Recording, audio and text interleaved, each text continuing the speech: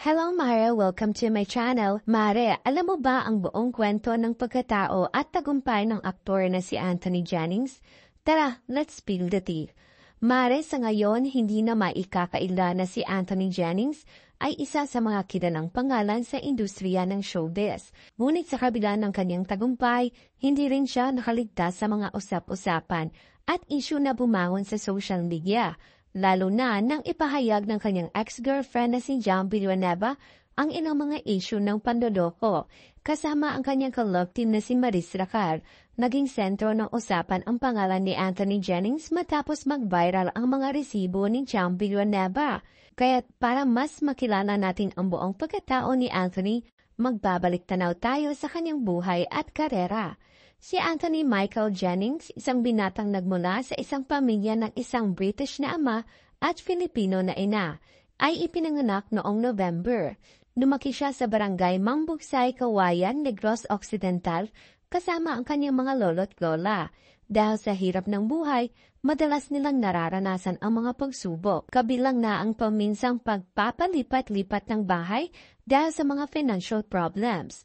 Noong kabataan niya, madalas niyang naaalala ang paglalaro sa dagat at pangingisda kasama ang kanyang lolo. Ang ilan sa kanyang pinakamatamis na alaala. Sinabi pa ni Anthony na siya ang tumayong breadwinner ng kanilang pamilya. Sa kabila ng mga pagsubok, ini-enjoy niya ang responsibilidad niya ito, lalo na't ang mga kapatid niya ang naging inspirasyon upang magsikap. Pahayag ni Anthony, "Wala akong sinisisi sa mga magulang ko. Alam ko namang lahat ng ginawa nila para sa amin. Dumating lang talaga na malas lang kami minsan. Wala nang pambayad sa upa kaya lilipat kami. Pero ako, ginawa ko ang lahat para sa pamilya ko."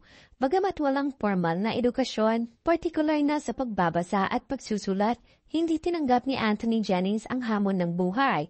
Ayon sa kanya, ang mga kakulangang ito ay kabilang sa mga pinakamalaking regrets niya. Ngunit hindi rin niya ito lubos na pinipintasan dahil nauunawaan niyang naging abala siya sa pagtupad sa mga responsibilidad ng kanyang pinili at tinanggap. Dahil sa kanyang pagiging breadwinner, hindi rin nakalimutan ni Anthony Jennings na bigyan ng edukasyon ang kanyang mga kapatid.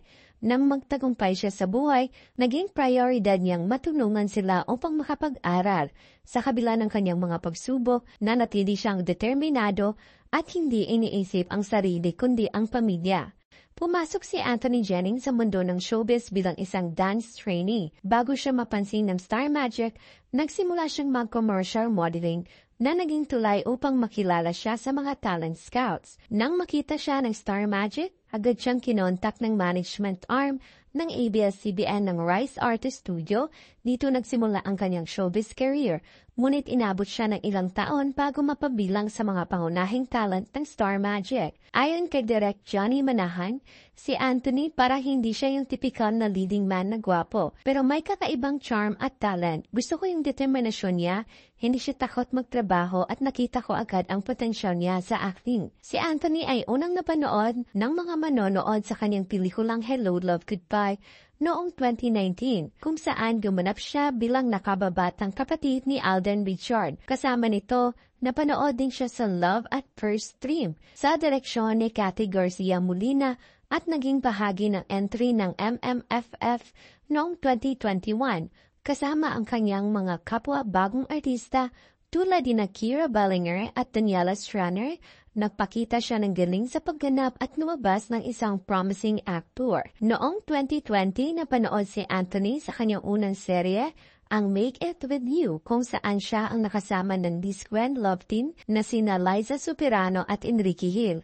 Ngunit sa kabila ng magandang simula, ang serye ay nakansela dahil sa mga COVID-19 restrictions. Ngunit hindi ito ang naging sagaba sa kanyang pag-usbong sa showbiz. Ang susunod na malaking break ni Anthony Jennings ay nang siya ay mapasama sa The House Arrest of Us ng Katniel, ang love team ni Catherine Bernardo at Daniel Padilla. Isang malaking tagumpay ito sa kanyang career kung saan siya ay nagkaroon ng pagkakataon na makasama ang mga pinakamalalaking pangalan sa showbiz. Matapos nito, napanood siya sa kanyang unang action series, The Iron Heart, na isang malaking proyekto para kay Anthony Jennings. Sa pagpasok sa mga teleserye at pelikula, nagsimula siyang makilala at tangkilihin ng publiko. pati na rin ang mga endorsements at iba pang opportunities. Ang kanyang tunay na breakthrough ay nang makasama siya sa Don Bell Love Team ni Donnie Pangilinan at Bill Mariano sa Can't Buy Me Love. Dito nahanap ni Anthony ang tamang chemistry at nakatulong ito upang lalo pa siyang mapansin sa industriya. At ngayon, kasama na rin si Anthony sa kanyang ka-love team na si Maris Racal sa kanilang unang pelikula na ipapalabas sa mga susunod na buwan.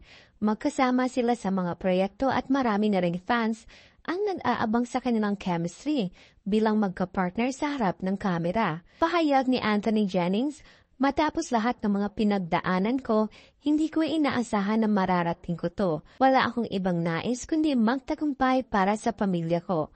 Pero sa kabila ng lahat ng ito, alam kong may mga pagsubok na darating at kailangan ko lang magsikap.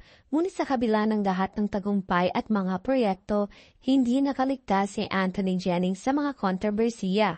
Kamakailan lang, muling naging usap-usapan ang pangalan ni Anthony Jennings nang maglabas ng mga pribadong mensahe si John Villanueva, ang ex-girlfriend ni Anthony Jennings, at ipakita ang di umano'y panduloko ng aktor sa kanya at sa kanyang ka-love team na si Maris Racal.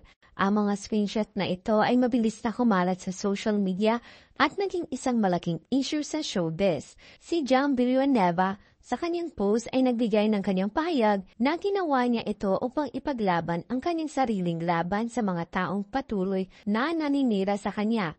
Marami na ring reaksyon mula sa netizens. Ang iba ay nagsabing hindi nararapat na magtangkilik sa mga artistang sangkot sa ganitong usapin, habang ang iba naman ay nagtanggol kay Anthony Jennings at Maris Racal.